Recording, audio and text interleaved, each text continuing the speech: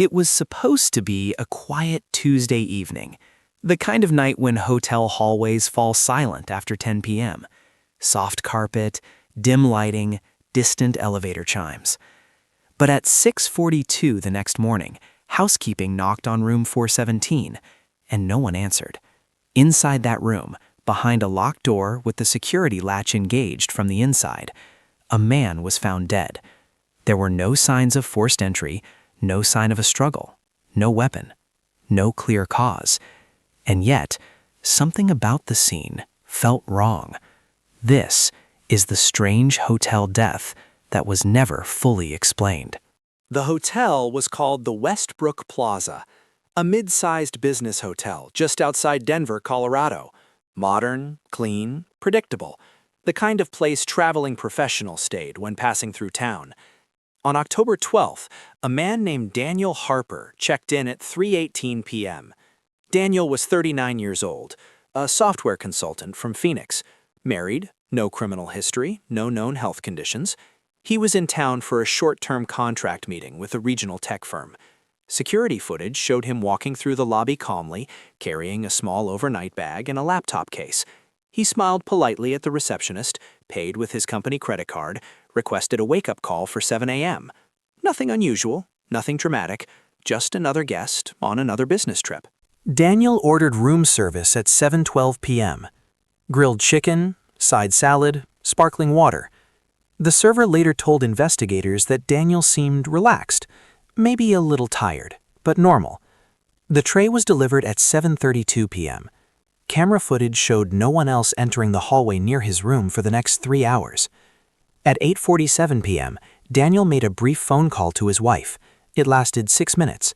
According to her statement, they discussed son's school project and weekend plans. Nothing emotional, nothing tense. At 9:18 p.m., Daniel sent a final email to a colleague. Looking forward to tomorrow's meeting, it read. After that, his digital activity stopped. No more calls, no messages, no internet usage. Just silence. The next morning at 7 a.m., the scheduled wake-up call went unanswered. At 8:30 a.m., housekeeping knocked. No response. At 9:05 a.m., hotel management used a master key to enter the room. The security latch was still engaged. They had to force the door slightly to get inside.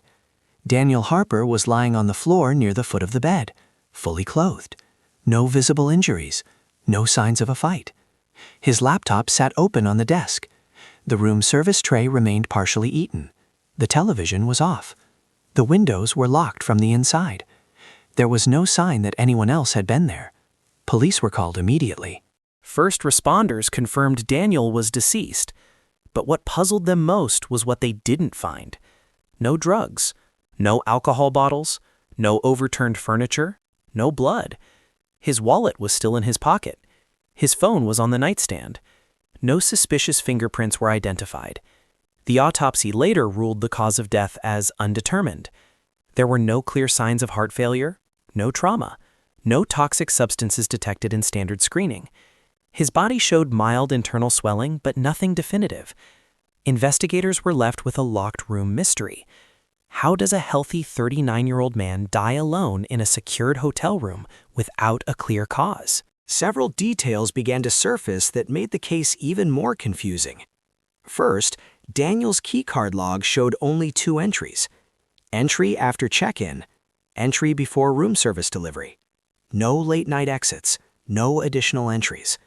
Second, hotel cameras confirmed that no one approached room 417 between 7:32 p.m. and the following morning. Third, Daniel's smartwatch recorded an unusual spike in heart rate at 11:03 p.m. His pulse jumped suddenly, then stopped entirely within minutes. There was no recorded movement afterward. No struggle, no pacing, no attempt to call for help.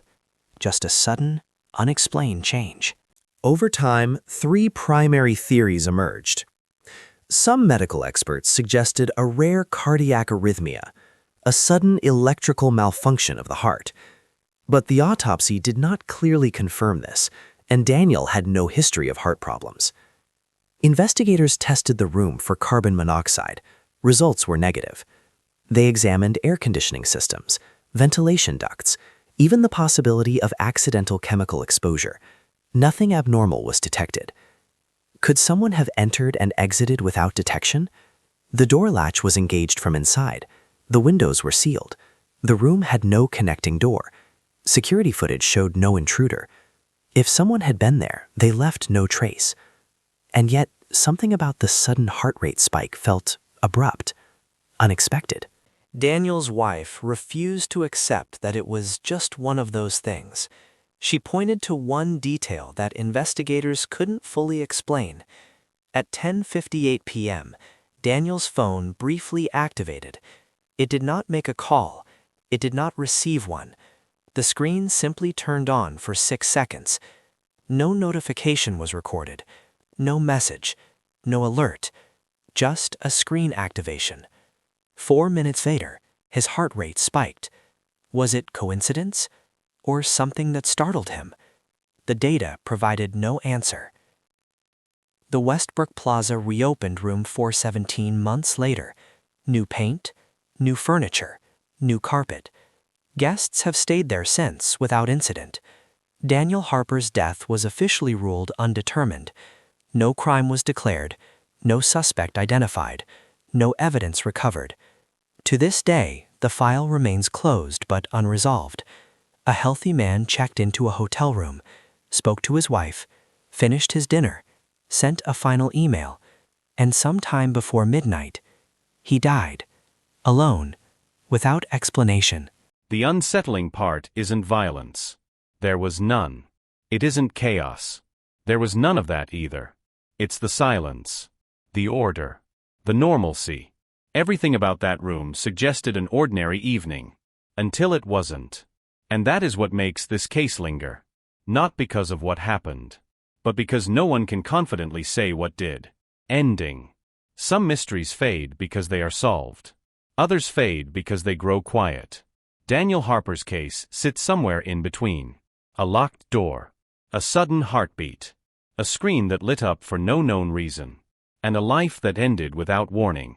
Sometimes the most unsettling stories are not the loud ones. They're the quiet ones. The ones where nothing appears wrong. Yet everything changes. And somewhere, in a hotel room that now looks completely ordinary, a question still remains. What really happened that night?